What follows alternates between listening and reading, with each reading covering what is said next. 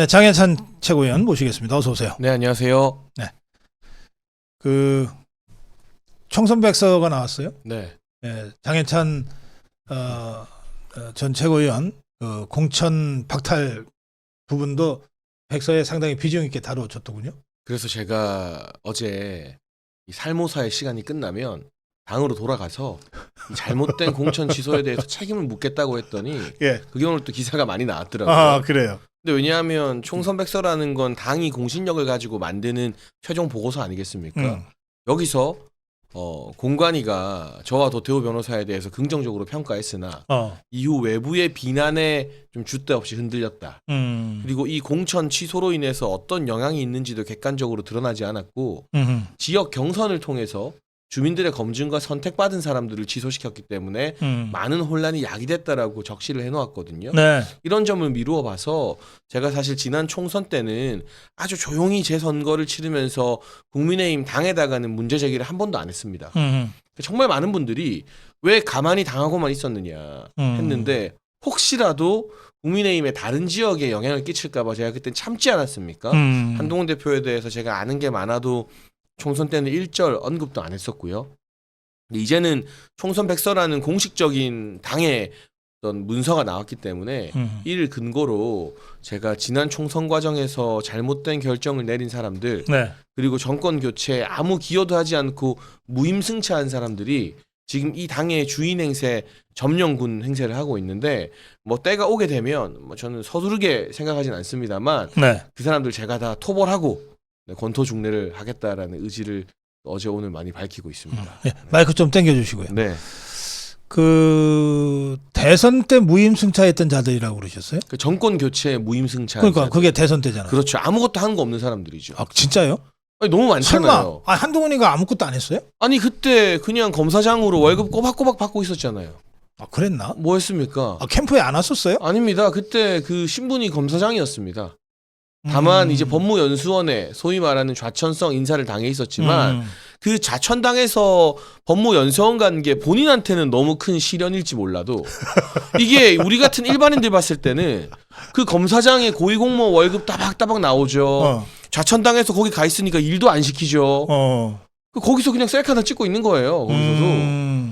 그리고 나는 한동훈이가 1등 공신인 줄 알았어요. 하도 설치는 거 봐서. 정말 많은 정치인들이 생업 다 포기하고 뛰어들었잖아요. 근데 거기에 비하면 한동훈 대표는 윤석열 대통령과의 검사 시절의 오랜 인연으로 어떻게 보면 사적 인연으로 숟가락 얹은 거죠. 그리고 그 주변에 뭐 대선 캠프 때 고생한 분도 있고 안 한 분도 있지만 기본적으로 한동훈 비대위가 구성되면서 그 비대위원회의 주축들 대선 때 제가 얼굴도 이름도 못 봤던 사람들이 다수입니다. 잠깐만요. 자, 한동훈이가 당시에 검사였다. 그러면 이자가 윤석열 후보 선거운동을 하려고 만약에 조금이라도 움직였다면 공무원 정치자금 그 정치금지 위반이네. 그거는 공무원법 위반이죠. 그러네. 만약에 그럼 이자는 아무것도 못했겠네. 그렇죠. 만약에 뭔가를 하려고 했으면 사표를 쓰고 나와서 뭔가 역할을 했어야 되는 거고. 그때 사표 쓴 사람들이 좀 있죠. 뭐 그리고 더 일찍 쓰고 나온 사람들도 있죠. 검사 그 출신 대선에 네. 윤석열 후보 돕기 위해서 참모들이 조금 있습니다. 그렇잖아요. 네, 네. 그러니까 그렇게 하든지. 그러니까 한동훈이는 아무것도 안 했네. 뭐 그렇죠. 근데 이제 그 옛날에 윤석열 대통령과 수사 같이 하는 거. 그게 이제 본인의 공이라고 생각하는 것 같은데 그 수사의 결정권자와 주체는 윤석열 대통령이잖아요. 그렇죠. 그렇잖아요. 한동훈 같은 경우는 윤석열 대통령이 검찰총장으로 수사할 때 그 수사의 실무진이자 참모였거든요. 그런데 본인이 그 수사를 다 했다. 그러니 윤석열 대통령이 받았던 스포트라이트와 공은 사실 다 내 것이다. 이런 생각을 하는 게 아닌가. 그래, 잠깐만요. 그 지금 한동훈이 똘마니들 일당들이 있잖아요. 그 진종호는 대선 때 뭐 했어요? 누구요? 진종호. 아, 대선 때 진종호 의원 같은 경우는 대선 막바지에 체육인 중에 대통령 지지 선언을 했죠. 최용인 그때 지지선하는 사람이 네. 대략 몇 명쯤 돼요? 뭐 많죠. 수백 명 되죠. 그럼 수백 명이 다 청년 최고위원 해야 되는데? 아, 그건 아니죠. 네. 그럼 이 김종혁인가? 거기는 이제 최재형 캠프에 가 있다가 그 이후에는 잘 모르겠습니다. 제가 예를 들면 왜 윤석열 캠프에도 없었구나. 최재형 캠프. 원희룡 캠프 가 계셨던 분들은 경선 끝나고 원희룡 장관이 정책본부장 들어오면서 했죠. 예. 같이 이제 같이 왔어요. 우르르 같이 와서 정책본부에서 일을 했어요. 최재형은 홍준표한테 갔잖아. 그랬었던 기억이 나요. 근데 그 최재형 캠프도 막 중간에 깨지고 여러 번 바꿔서 어떻게 되는지 모르겠습니다만 김종혁 최고위원 같은 경우는 제가 본선을 할 때도 딱히 저희 윤석열 캠프나 선대본에서 본 기억은 없습니다. 그러면 전부 무임승차한 거네. 그러니까 근데 그 한두 명이 문제가 아니라 한지아 의원 대체 어디 있다가 와서 비대위원하고 이 사람을 반드시 국회의원 주려고 한동훈 대표가 한지아 의원을 강남의 국민추천제로 주려고 했어요. 근데 그걸 이철규 의원이 막았어요.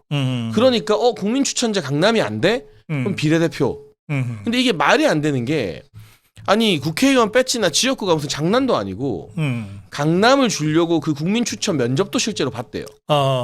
근데 그게 안 되니까 또 비례대표 당선권. 이렇게 길을 쓰고 강남 아니면 비례대표로 만들어줘야 될 이유가 뭐가 있습니까? 한지아가 누군데 그렇게 챙기지? 그러니까 우리는 이번에 처음 알았어요. 비대위원 하면서. 그리고 그 비대위원과 이번 비례대표 소위 말하는 친한계라고 하는 20명의 의원 가운데 과반 이상이 초선 비례대표들이잖아요. 예. 그 비례대표들 전부 다 이 당에서 뭐 했던 사람들이지? 대선 때 뭐 하던 사람들이지? 모르는 사람이 태반이에요. 그 김소희 의원 무슨 친환경 오는 하는데 아니 지금 이 문재인 정부의 친환경을 빈자한 탈원전을 때려잡고 정상화하는 게 윤석열 정부인데 네. 대체에너지 뭐 약간 그 원전과 반대되는 운동을 하는 사람을 당선권에 턱 박아놨는데 근데 이 사람이 얼마 전에 그 친한계 전용 모임에서 우리 한 대표님 위로하러 왔다. 대통령실에서 대접 못 받아서 막 이런 이야기를 하거든요. 근데 뭐 하던 양반인지를 몰라요. 그러니까 그런 정체불명의 인물들이 한동훈이라는 숙주를 타고 총선 과정에서 당에 많이 들어왔고 그들이 마치 원래부터 이 보수당이 자기 것인 것처럼 이게 어떻게 보면 기생충이 된 거죠. 한동훈은 그 기생충을 끌어들이는 숙주 역할을 한 거고 다수가 그렇습니다. 그러면 진중권이나 김경률이는 대선 때 뭘 했어요? 캠프에서 활동하진 않았고 그들은 자기들이 조국 흑서 쓴 거 있죠. 그게 정권 교체 뭐 1등 공신이다 뭐 그렇게 생각하는 것 같아요. 네. 강화문에 한번 나왔었나? 뭐 그런 거 없죠. 근데 이제 그 사람들의 문제는 뭐냐면 이게 중도 입장에서 뭐 칼럼 쓰고 메시지 쓰고 하면서 이재명을 깠다. 뭐 조국 흑서 썼다. 오케이. 근데 이 사람들은 동지의식이 전혀 없는 사람들입니다. 그러다 분위기 안 좋으면 얼마든지 180도 표변해서 지금은 거의 윤석열 대통령을 무슨 뭐 못 잡아먹을 듯이 이 뭐 안달인 못 잡아먹어서 안달이 원수 취급하면서 비판하고 있잖아요. 그러니까 이게 뭐냐면 내 인생을 걸고 이마에 도장 콱 찍는 거예요. 우리 같은 사람들은. 우린 보수다. 윤석열 대통령 사람이다. 예. 그렇게 만드는 게 아니라 눈치 보고 기회주의적으로 기웃기웃거리다가 뭐 주워 먹을 게 있으면 거기서 빵 부스러기 노리다가 안 되면 또 표변해서 다음 순서를 갈아타고 이런 기회주의자들이 소위 말하는 중도에 있는 인간들이고 그 외에 뭐 초선 비례대표 군단은 그 심지어 진중걸 김경률보다 지난 대선 때 그냥 아무것도 한 게 없는 도대체 이 사람들 누구지 하는 반응이 대다수인 사람들을 국민 추천이다 비례대표다. 근데 그 비례대표 어떻게 선정했는지 자료 다 폐기했습니다. 왜 자료를 폐기하지? 찔리니까. 캥기니까. 아니, 공천 자료를 왜 폐기하지? 예를 들면 자료가 남아있으면 예. 그 자료를 토대로 야, 이 사람한테는 왜 당선권 줬어? 면접 점수가 높아? 서류 점수가 높아? 이런 거 만약에 파기 시작하면 골치 아파지잖아요. 그런 게 뭐가 있겠어요. 한동훈이 그냥 자기 사람들 만들려고 주려고 준 건데. 네. 그러니까 자료 폐기해버렸죠. 그리고 국민 추천제 누가 어느 추천을 했고 어떤 과정으로 국민 추천제 심사가 이뤘는지도 아무도 대답을 못합니다. 네. 그거 참. 이걸 가지고 사천이라고 하지. 근데 본인이 자기는 자기 사람 꼽은 게 없다. 참 정말. 알겠어요. 참 그런데 그 장해찬 최고 한동훈이가 지난번 면담 때 대통령한테 그 우파 자유파 이 보수 유튜브들이 자기를 막 공격한다 그러면서 징징거렸대요. 그러면서 페북에다 썼어. 자유파 유튜브들이 약속 대련하듯이 티키타카를 한다. 그럼 지금 장해찬 최고하고 나하고 지금 약속 대련하고 있다는 뜻이에요. 그 뭐 지라시로 공격을 한다, 뭔다 막 이러는데 이게요. 뭐 눈에는 뭐만 보입니다. 그 짓을 하는 사람 눈에는 누가 자기를 공격하면 다 배우가 있구나. 예. 텔레그램 메시지 받는구나. 왜냐 자기가 다 텔레그램 보내니까. 어허. 제가 그 산 증인이잖아요. 아, 제가 그 한동훈이도 텔레그램 보내요? 그럼요. 제가 그 여론 조성팀 의혹 전당대회 때 폭로한 게 어허. 텔레그램으로 자기 이슈 대응해달라, 이준석과 어떻게 해달라, 뭐 커뮤니티에서 자기 칭찬하는 글 있으면 이것 좀 많이 알려달라. 제가 다 받았잖아요. 그러니까 저한테는 찍소리도 못 하잖아요. 저런. 그 친한 게 그 싸나운 스피커들이나 한동훈 네. 대표 본인이 제가 사실 요즘 한동훈 대표를 제일 아프게 때리고 있는 한 사람 아닙니까? 그렇죠. 예. 전 살모사라는 걸 아예 그냥 박아버린 장본인이잖아요. 대놓고 얘기하지. 예. 예. 그런데 저한테 찍소리도 못 하잖아요. 그럼 그것도 저 한동훈이가 그 똘마니들한테 야 장해찬은 건드리지 말라고 텔레그램 메시지 보낸 모양이다. 근데 그 밑에 뭘 잘 모르는 사람들은 또 제 욕을 할 수 있죠. 그런데 중요한 건 그 소위 말하는 잔챙이들이 저한테 뭐라 하느냐가 중요한 게 아니라 좀 이상하잖아요. 아주 작은 이슈에도 득달같이 달려드는 한동훈 대표가 예를 들면 제 말이 그냥 유튜브 세계에서만 머물고 끝나는 게 아니라 네. 좀 민망하지만 제가 페이스북을 쓰거나 방송 나와서 말하는 건 그럼 다 뉴스가 기사화가 되지. 되잖아요. 기사가 되지. 어제 제가 그 공천 관련된 총선 백서 보고 살모사 시간이 끝나면 내가 책임 물으러 간다라는 글이 예. 오늘 보니까 온라인 기사가 10개 넘게 나왔어요. 아하. 그리고 MBC 같은 데는 신나서 막 동영상 뉴스도 아하. 만들고 예. 아무 말도 안 하잖아요. 못 하잖아요. 본인을 살모사라고 하고 있는데 이거 제가 공식적으로 처음 한 말이거든요. 제가 인터뷰에서 말하고 기사가 나고 다음날 매일신문이 만평으로 박았어요. 아하. 그리고 그 만평을 제가 또 다른 인터뷰에서 또 소개했어요. 이러면서 이제 한동훈 이꼴 살모사가 어떻게 보면 하나의 비유로 자리를 잡아버렸죠. 그럼 뭐 한동훈이가 살모사가 맞네. 아무 말도 못하는 근데 거. 거기에 대해서 예. 자기가 살모사가 아니라고 한다거나 예. 아니면 장해찬은 뭐 지금 무소속인데 왜 이렇게 나서는지 모르겠다 하거나 뭐 아무 반응을 못해요. 한동훈 대표 쪽에서는. 왜냐하면 본인이 저한테 그 이준석 대응해달라 하는 거 제가 한번 이 전당대회 때 살짝 깠더니 화들짝 놀라가지고 완전 이상한 사람 됐잖아요. 아니 앞에서는 이준석한테 관심 없는 척 뒤에서는 이준석 좀 어떻게 해줘. 근데 이게 똑같아요. 오늘 오히려 SBS 인터뷰에서 이준석이 맞는 말을 했더라고요. 뭐라 그랬어요? 당대표는 원래 유튜버들한테 욕먹고 비판받는 게 당연한 일이다. 그거를 그 귀한 대통령과의 어렵게 잡은 면담 시간에 말하는 게 말이 되냐. 근데 이게 이준석 이름을 가리고 들으면요.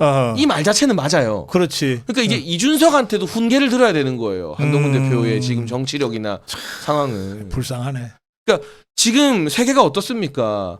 지금 러시아에 북한군이 파병 나가고 네. 뭐 미 대선 이후로 세계 정세가 어떻게 급변할지 모르고 또 중국과 대만 사이 긴장 계속 고조되고 있고 이 험난한 세계 정세와 국내에서도 의료 개혁 문제, 4대 개혁 문제 대통령과 사실 속 터놓고 우리가 4대 개혁 성공하려면 어떻게 할지 네. 대외 위기를 어떻게 해야 될지 이런 이야기를 국민들이 대통령과 여당 대표의 대화에서 기대하잖아요. 근데 주구장창 김건희 여사 이야기만 하다가 실제 속내는 그 김건희 라인이 이 보수 유튜버들 움직여서 나 비판하는 거 아니냐. 근데 제가 이제 기자분들이 저한테도 전화가 많이 와요. 제가 이제 주요 굵직한 유튜브 많이 나가니까 네. 고성국 TV도 그렇고. 예. 제가 그렇게 말했어요. 이 고성국 박사님이나 뭐 이 옆 동네에 또 우리 배승희 변호사나 이런 분들이 누가 말한다고 그 들을 사람들이냐. 아니 그리고 이 지금 한동훈을 비판하는 많은 보수 유튜버들이 네. 공통점이 과거 처음에는 한동훈 잘한다 많이 해줬던 분들이에요. 법무부 장관하고 할 때는. 근데 이게 어떤 심리냐면요. 나는 절대 욕먹을 리가 없어. 나는 잘못한 게 하나도 없어. 근데 누가 나를 비판하면 이건 자연스러운 게 아니라 내가 그 비판에 귀 기울여 듣고 내가 뭘 잘못했나 돌아보는 게 아니라 저건 배우가 있다. 저건 흑막이다. 음모다. 그러니까 이게 이 나르시즘의 정도가 아주 그냥 이 끝까지 간 거죠. 제가 그 정치인 심리 분석을 그 한 전문가들하고 예전에 인터뷰를 했는데 그때 그 착한 아이 컴플렉스라고 하는 네. 현상을 갖고 얘기하면서 문재인이가 딱 그렇다 그랬어요. 착한 아이 컴플렉스. 실제로 착하지도 않은데 하여튼 사람들이 뭐라 그러면은 막 뽀라록하고 한동훈이가 딱 그 착한 아이 컴플렉스에 걸려 있는 것 같아요. 그러니까 이게 좀 이상한 점이 한두 가지가 아니에요. 오늘 심평 변호사님도 뭐 4대 불가능 4대 불가능 얘기했더라고. 예. 사실 저 같은 경우도 제가 뭐 이번에 국회에 입성한 것도 아니고 뭐 제 경력이 최고위원이 전부입니다. 그게 뭐 대단하다면 대단하고 별거 아니라면 별거 아닌데 기사화가 되고 방송에 나오는 사람은 칭찬해 주는 분들이 있으면 욕을 먹을 수밖에 없어요. 그렇지. 예. 더군다나 지금 보수와 진보 지형은 예. 우파 좌파는 5대5잖아요. 예. 근데 진보 5는 똘똘 뭉쳐 있고 보수의 5는 한동훈이라는 이상한 사람 때문에 이게 어쨌든 비율을 따지긴 뭐해도 뭐 한 7대3 뭐 이렇게 갈려 있거든요. 갈려 있죠. 그러면 과반 이상이 나를 욕하는 게 당연한 거예요. 당연하죠. 우리가 우파와 보수 진영에 아니, 있는 이상. 보니까 진짜 이상하네. 왜 좌파들은 한동훈을 욕을 안 하지? 아, 예뻐 죽겠으니까요. 그래서 막 격려하고 칭찬하고 응원하더라고. 아니 어제 이재명 대표가 민주당 최고위에서 네. 한동훈 대표 국민만 보고 가라. 뭐 조국은 뭐 화이팅 하고 화이팅. 대놓고 네. 박지원이까지 응원하던데. 역대 이렇게 이 야당 그리고 그 그 강성 민주당의 응원을 많이 받은 여당 대표가 역사상 한 명도 한 없습니다. 명도 없었지. 우리가 언급했던 뭐 김무성 전 대표나 이런 분들도 음. 이 정도로 대놓고 야당 대표가 최고위에서 뭐 김무성을 응원하고 뭐 이런 일은 없었잖아요. 그렇죠. 예. 김무성 전 대표도 선굵게 정치하고 그 당시 박근혜 전 대통령과 약간 냉각기가 있고 했지만 그렇다고 김무성 전 대표가 당대표하면서 박근혜 대통령을 이렇게 괴롭히고 집요하게 막 물고 뜯지는 않았거든요. 그럼요. 예. 그건 또 결이 또 달라요. 어. 사실은 그러니까 이게 제2의 누구다 하는 게 성립이 안 돼요. 성립이 안 돼. 그냥 정말 전무후무한 역사상 듣도 보도 못한 형태의 새로운 이 야당의 응원을 받는 여당 당대표인 거예요. 그렇죠. 자, 어쨌든 지금 한동훈이 때문에 이게 정말 초유의 사태가 지금 계속 벌어지고 있는데 뭐 내일 또 무슨 일이 벌어질지 몰라요. 자, 그런데 총선 백서를 어떻게 평가하세요? 뭐 저는 아쉬운 부분이 있죠. 조금 더 신랄하게 나왔으면 좋았겠다.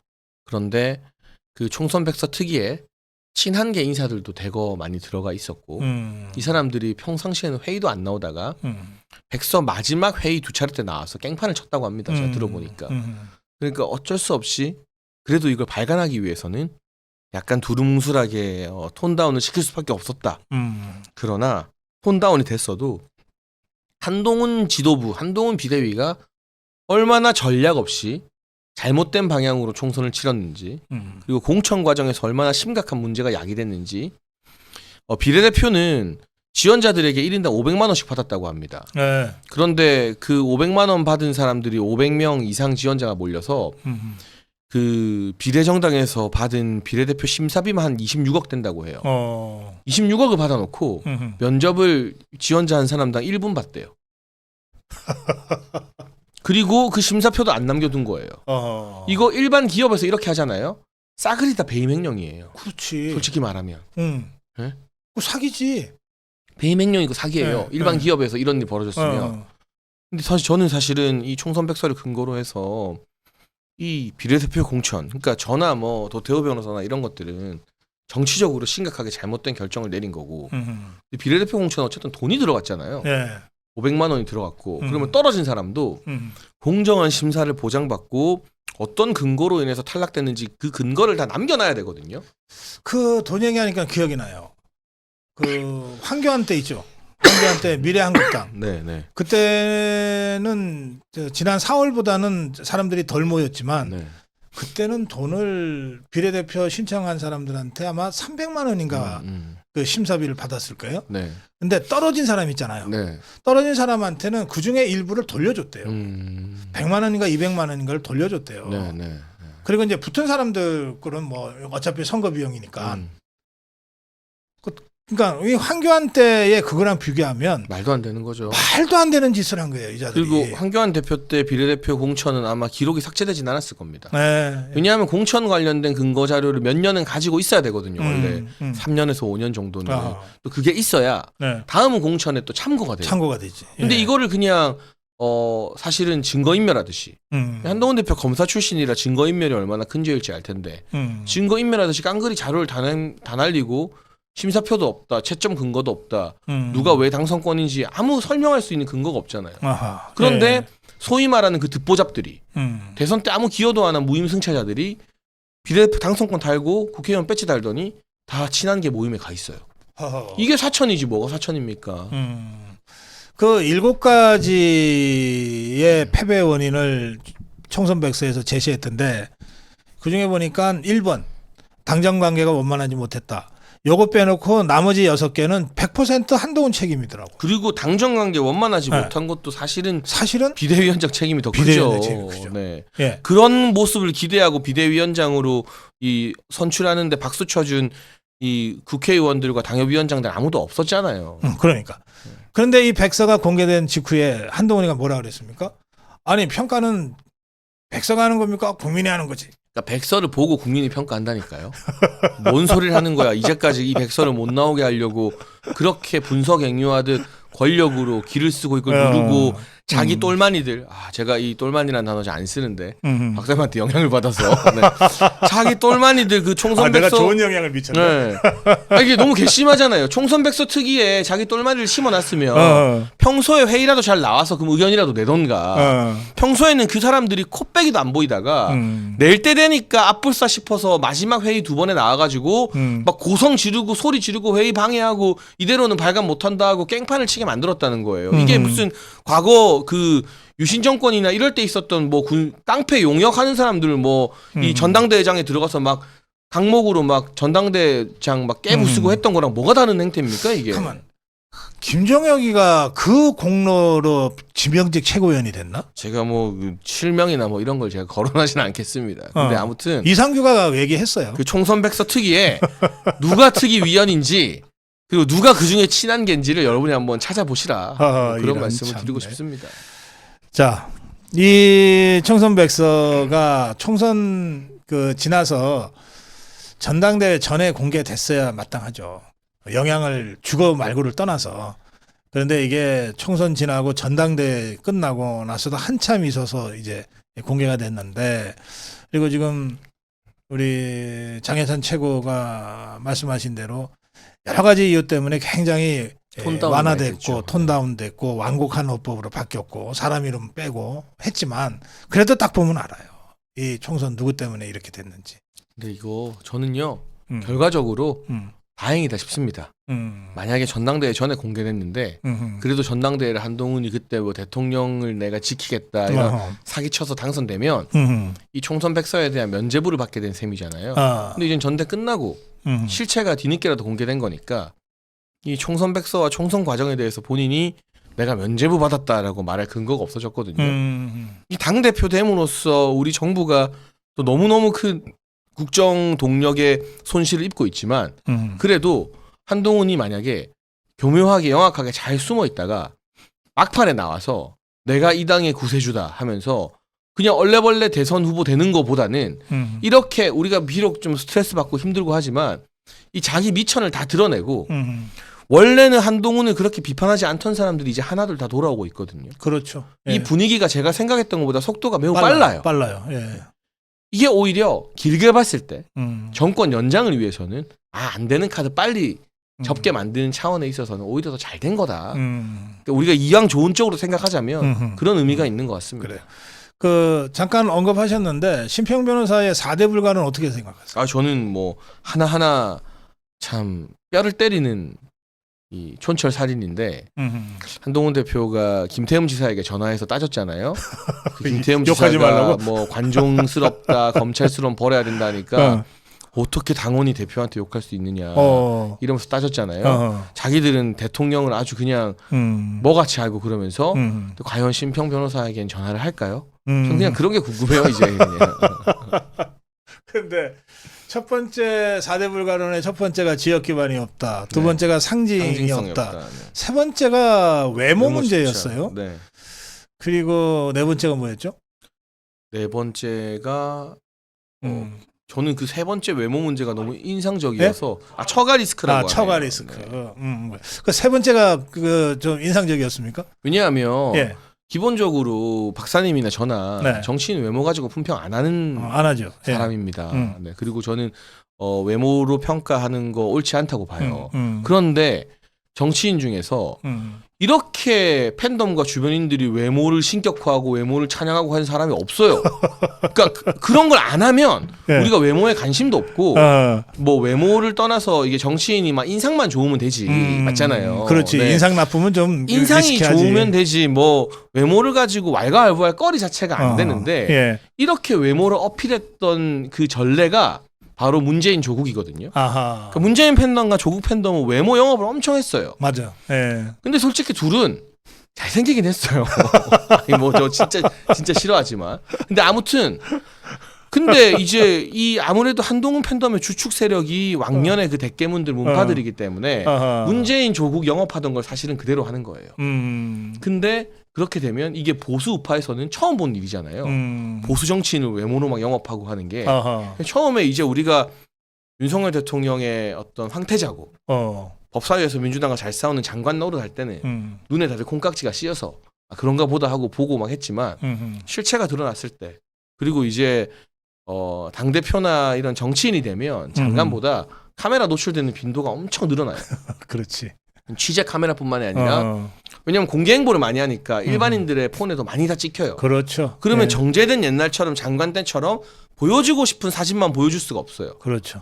일거수일투족 뭐 표정이 좀 이상하게 나올 때도 있고 뭐 별의별 각도에서 사진이 다 찍혀요. 네. 그러니까 그 과정에서 이런 여러 가지 의혹들이 불거지는데 저는 심평 변호사님도 놀리려고 한 게 아니라 사실은 네이버나 구글에 한동훈 대표 이름만 치면 외모 관련된 연관 검색어가 쫙 떠요. 근데 이게 의혹으로 남아 있으면 이거 대선 경선 때는 반드시 터집니다.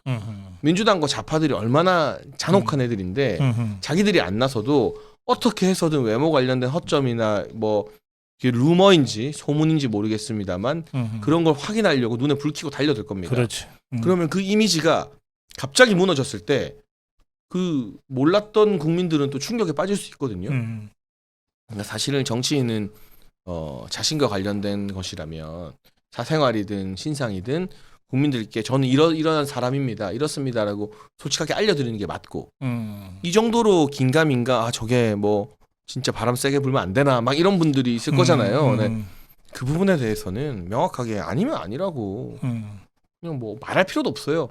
최고위원회에서 공개 발언하다가 머리는 한번 이렇게 쓸어만 넘기면 됩니다. 그냥. 그렇지. 황교안 때 그 친구니까 잘 알잖아요. 황교안은 가발이 아니에요. 그런데 황교안 가발이라는 루머가 계속 떠들었어요. 맞아요. 그때 많았죠. 네. 네, 많았잖아요. 워낙 단정하게 하고 다니니까 이 친구가. 그 루머가 언제 사라졌냐? 삭발하면서. 삭발을 하니까 이게 가발이 아니라는 거가 확인이 되잖아요. 그리고 그때 황교안 대표 지지율이 많이 올랐습니다. 많이 올랐어요. 왜냐하면 삭발하는 모습이 좀 멋있어 보였고 그 가발 루머도 해결이 됐고 그 동자선 같은 그런 거예요. 정치인의 외모라고 하는 게. 그래서 그냥 저는 우리 장해찬 최고나 뭐 한동훈 외모에 대해서는 지금까지 얘기 안 했고 앞으로도 얘기 안 하겠지만 그러나 이게 굉장히 리스키한 문제라고 하는 그런 부분들은 심평 변호사 지적은 그냥 보하는 길 일은 아니다. 그러니까 이거죠. 그러니까 예. 외모가 뭐 별로다 뭐 이런 이야기면 그냥 그런 거 외모 가지고 왜 따지냐. 정치인이 일 잘하고 정치 잘하면 되지 넘어가면 돼요. 근데 뭐 예를 들면 언론이나 뭐 이런 데서도 막 그때 조국 대표가 잘못 써서 기사도 막 나고 있었잖아요. 예. 그러니까 뭐 가발을 썼는지 안 썼는지 뭐 이상한 패드 같은 걸 하는지 안 하는지 이거는 이제 그 외모에 대한 평가가 아니라 의혹인 거잖아요. 그렇죠. 정치적 근데 의혹이 됐지. 이 의혹은 이제 해소를 시키게 만들 거거든요. 좌파들이 대선 경선 레이스가 되면. 그래서 어떻게든 이미지 손상을 가하려고 길을 쓰고 달려들면 못 버텨요. 근데 그때 가면은 너무 늦다. 그러니까 네. 이 의혹에 있어서 사실인지 아닌지 알 수 있게 그렇다고 뭐 기자회견 하라는 게 아니라 이런 것들도 하나하나의 리스크다라는 건 분명한 사실이라는 거죠. 아까 말씀 중에 그 대깨문 있잖아요. 문재인 그 네. 지지자들 중에 특히 그 아주 극성 대깨문들이 문꿀 오소리 네, 네. 그 그룹이라고 그러던데 맞아요. 네. 그 그룹이 지금 한동훈 한달 쪽에 들어가 있습니까? 넘어가 있어요. 실제로 어. 이번 총선 말고 그 이전 총선이나 이런 과정에서 예. 소위 말하는 친명계 친문 학살 뭐 이런 거 있고 뭐 원조 찐문들이 공천 못 받고 했을 때 튕겨져 나와서 그 문구로 오소리 세력이 만든 당이 하나 있습니다. 깨시연이라고 깨시연 깨어있는 시민연대. 예, 깨시연이라고 그 있었어요. 깨시연 분들이 이제 대선 때는 이재명이 너무 싫으니까 오히려 윤석열 대통령을 좀 지지하고 그랬어요. 아, 그래 기억나요. 저도 그 깨시연의 관계자 한번 네. 출연시킨 적이 있어요. 저 지나가다가 전 대선 때 이제 대통령 수행하고 하다가 행사장에서 인사도 하고 했는데 이분들이 이제 한동훈으로 완전히 옮겨 붙었어요. 아하. 그래서 지난 전당 전당대회에서도 공식적으로 한동훈 대표를 지지했고 이 깨시연의 관계자인가 대표인가 하는 분이 한동훈 대표 인터뷰하는데 뒤에 바로 지근거리에 서 있기도 했고 그러니까 이게 하나의 상징인 거죠. 그러니까 그 문바 내에서도 가장 강성인 그룹이 한동훈 대표한테 붙었다. 그러니까 그 정서가 똑같은 게 문재인이 초기에 청와대 때 아메리카노 들고 다니는 사진으로 장사 엄청 했잖아요. 막 수석들이랑. 그래요. 그걸 가지고 그 당시 언론이 막 미화해주고 막 뭔가 다르다. 이번에 전당대회 조국이도 그거 장사했는데 뭐 아메리카노. 네. 예, 맞아. 예. 그 사진에 조국이 옆에 있어요. 민정수석 할 때. 근데 이번에 전당대회 때 보면 한동훈 대표가 그 장동혁 의원, 박정은 의원, 진종호 의원 4명 팀을 하면서 이 한동훈 팬덤이 그걸 F4라고 불렀단 말이에요. F4. 꽃보다 남자 F4. 그러면서 그 4명이 커피 들고 있는 사진 같은 걸 막 올리더라고요. 찍어가지고. 그게 전형적인 그 대깨문 감성이에요. 똑같으네. 네. 전형적인. 그리고 한동훈 대표 장관 때 굿즈 만들고 했잖아요. 그때는 우리가 다 흐린 눈으로 눈 감아줬죠. 왜냐하면 법무부 장관으로 어쨌든 잘 싸웠고 이 정부의 황태자라 생각했으니까 살모사가 될 줄 몰랐으니까. 근데 그때 그 한동훈 인형 만들고 굿즈 만들고 막 애니메이션 캐리커처 만들고 보수에서 이런 거 안 합니다. 그리고 이런 거 한다고 대통령 되는 게 아니에요. 이명박, 박근혜, 윤석열이 이 세 분이 뭐 굿즈 만들고 뭐 커피 아메리카노 들고 다녀서 대통령 됐습니까? 굵직한 시대 정신으로 이 국민의 여론을 돌파하는 게 보수 우파의 대선 주자인 건데 요게 전부 다 그 깨알같이 그 문재인 팬덤, 조국 팬덤이 하는 일이거든요. 그게 다. 그러네요. 네. 김경수 팬덤도 이런 걸 해요. 그러니까 김경수 복권에 그 거품 물었던 거고. 그래요. 자, 한동훈이가 면담에서 그 좌파의 그 최재성이라고 있죠. 정무수석했던. 아니 뭐 그 삼선 의원하고 나름 전략가라고 그렇죠. 좌파에서 좀 큰 소리 치는 친구인데 이 친구가 지난번에 우리 제 KBS 라디오에 나와서 이렇게 얘기하더라고요. 면담 후에 대통령은 칼을 들고 기다렸고 한동훈이는 칼을 품고 갔대. 그런데 쫄아가지고서 칼을 빼들지를 못하고 그냥 나와가지고서 칼을 휘두르기 시작하고 있다. 한동훈이가 그런 식으로 분석을 하더라고요. 자, 그 한동훈이가 실제로 나와서 막 칼을 휘두르기 시작했어요. 그러면서 쪼르르 어디로 갔냐? 대구로 갔어요. 이제 거기서 열광적인 환영이 있을 거라고 기대하고 갔겠죠. 근데 완전히 반대였어요. 어떻게 보셨어요? 대구에서 뭐 1인 시위하는 분도 있고 그 행사장에서 이제 한동훈 대표한테 항의하는 분도 있고.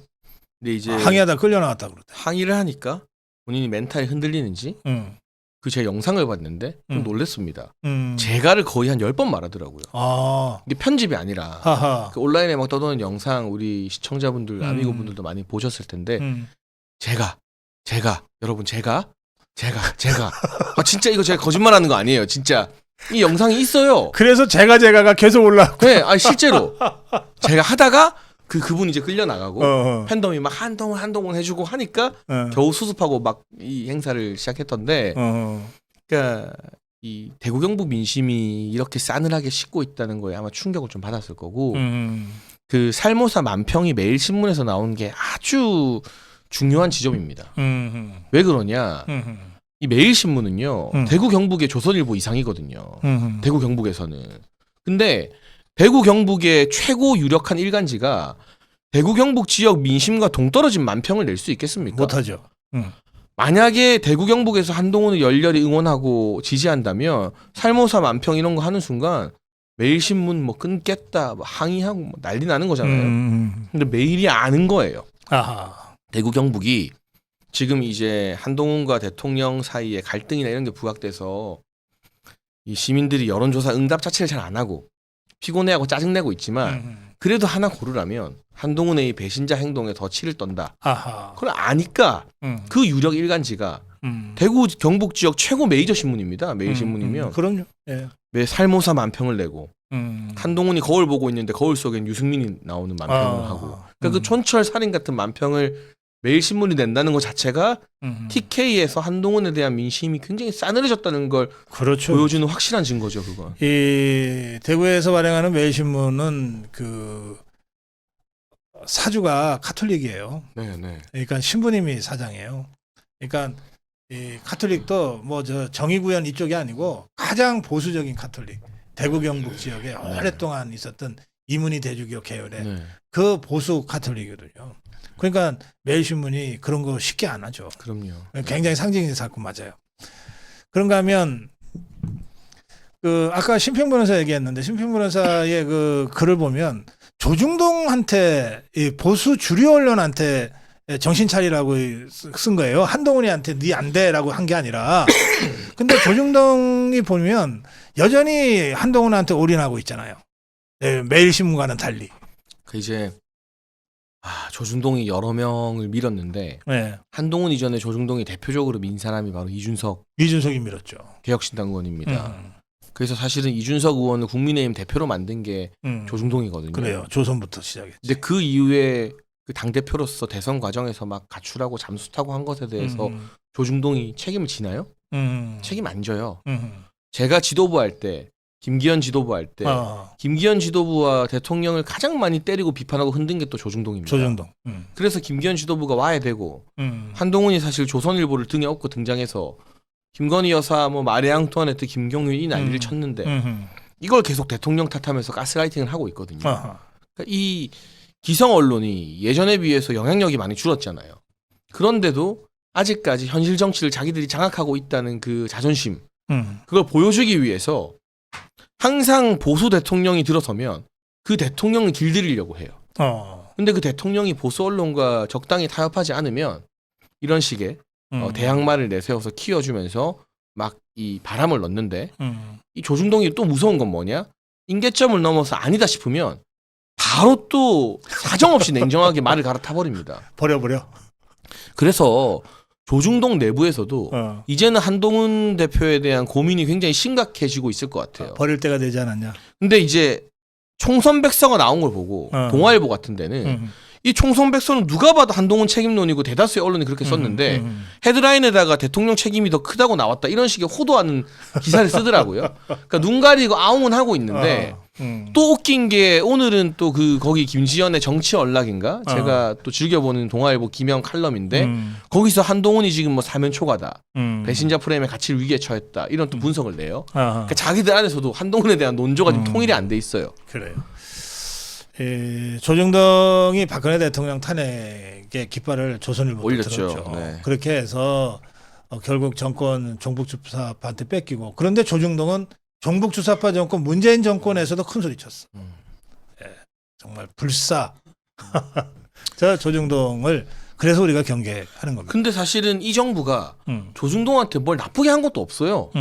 오히려 이 정부의 주요 공공기관 인사들 보면 조선일보 출신들 엄청 많아요. 내각에도 그렇고 이번에 뭐 모르겠습니다. 한동훈 대표가 워낙 언론 관리에 목숨을 거는 스타일이라 조선그룹 출신 3명이나 이번에 배지를 달았고 그렇지. 동아도 이제 다 떨어지고 난리가 나니까 제자리에 동아일보 출신 낙하산을 넣었고 막 이런 어떤 이 총선 고장에서의 이제 공천 장사 이 공천 배려가 이 조중동이 아직은 좀 그 한동훈 대표를 비호하게 만드는 원인이 아닐까 싶기도 한데 이게 이 약발이 오래 가지는 못할 겁니다. 네. 예. 자, 이런 상황에서 조중동도 겁내는 거가 딱 하나 있어요. 조중동도 대통령은 겁을 안 내. 딱 겁내는 게 민심이에요. 그것도 영남 민심. 그런데 PK에서 야 한동훈이가 대단한 걸 했대요. 이재명을 제쳤어 비호감에서. 네, 그렇죠. 웬만하면 하기 힘든 건데. 부울경에서 그거 네. 불가능한 거예요. 네. 그걸 해내더라고요 한동훈이가.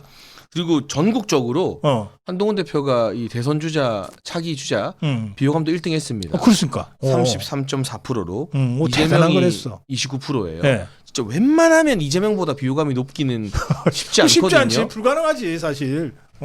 근데 이 어려운 걸 이 단기간에 해낸 걸 보고 사실 이게 뭐 이 갤럽이나 이런 데가 아니라고 하지만 여론조사 심의위원회에 다 등록돼서 검수받는 공식 여론조사입니다. 그렇지. 예. 발표된 조사기 때문에. 예. 그런데 비호감도가 1등이다. 이거는 단순히 야권 지지자들이 비호감으로 꼽은 게 아니라 제가 봤을 때는 보수 우파 지지자들이 비호감으로 안 그러면 거예요. 부울경에서 1등 될 수가 없거든. 그리고 야당은 지금 한동훈 대표 안 때리거든요. 맞잖아요. 맞아. 얼마나 이뻐하고 화이팅하고 응원한다니까. 응원하고 막 한동훈 힘내라. 제가 방송에서 만나는 민주당 정치인들 전부 다 친한계예요. 맞아. 친한계야. 진짜로. 친한계. 그래서 얼마 전에 모 프로그램의 앵커가 이제 그날은 보수 패널로 제가 나갔고 민주당 정치인이 나왔는데 자기 그동안 너무 힘들었다. 어. 왜냐하면 민주당 패널 부르고 국민의힘 패널 부르면 두 명이 다 똑같이 친한 친한이야. 반윤이다. 친한 반윤이야. 그러니까 이게 둘이 똑같은 소리를 하니까 이게 어. 다른 소리를 내야 프로그램이 되는데 그런 말을 할 정도거든요. 그래서 이게 한동훈 대표의 비호감도는 민주당 지지자들이 지금 한동훈은 비호감으로 생각 안 해요. 지금 이뻐하죠. 이뻐하지. 이재명의 도구가 됐으니까. 이 비호감도의 근본 원인은 보수 우파 영남 민심의 이탈이다라고 보는 게 타당할 것 같습니다. 네. 결론적으로 한동훈이 얼마나 버틸 것 같습니까? 뭐 이 꾸역꾸역 뭐 어거지로 버티려고 하겠죠. 내일 이제 취임 100일 기자회견에서도 말도 안 되는 자아자찬과 이 또 관심을 끌기 위한 자기의 위기를 돌파하기 위한 대통령과 영부인 때리기 막 이런 것들이 있을 걸로 예상되는데 저는 낙관하는 걸 좋아하진 않거든요. 왜냐하면 낙관했다가 실패하면 또 지지자분들이 기가 빠지니까. 근데 연말 넘기겠죠. 그러나 내년 이제 날씨가 풀리고 봄이 올 때쯤 되면 4월에 또 재보궐이 있습니다. 아하. 그 재보궐은 부산 금정 같은 데서 하는 게 아니라 지금 확정된 곳이 구로구청장 그리고 아산시장입니다. 아산시장. 천안시장도 지금 재판 결과 지켜봐야 돼요. 근데 이거를 후보를 안 낸다? 구로구청장과 아산시장을 말도 안 되는 일이고 그럼 정당 문 닫겠다는 뜻이고 후보를 낸다? 한동훈 체제의 지금 정치력으로는 구로와 아산에서 승리할 수 없거든요. 저는 그 내년 꽃피는 봄이 아마 한동훈 체제의 운명을 가를 분수령이 될 거라고 생각합니다. 알겠습니다. 예, 오늘 여의도 오퍼컷 장해찬 최고와는 여기서 인사드려야 되겠습니다. 말씀 잘 들었습니다. 고맙습니다. 감사합니다.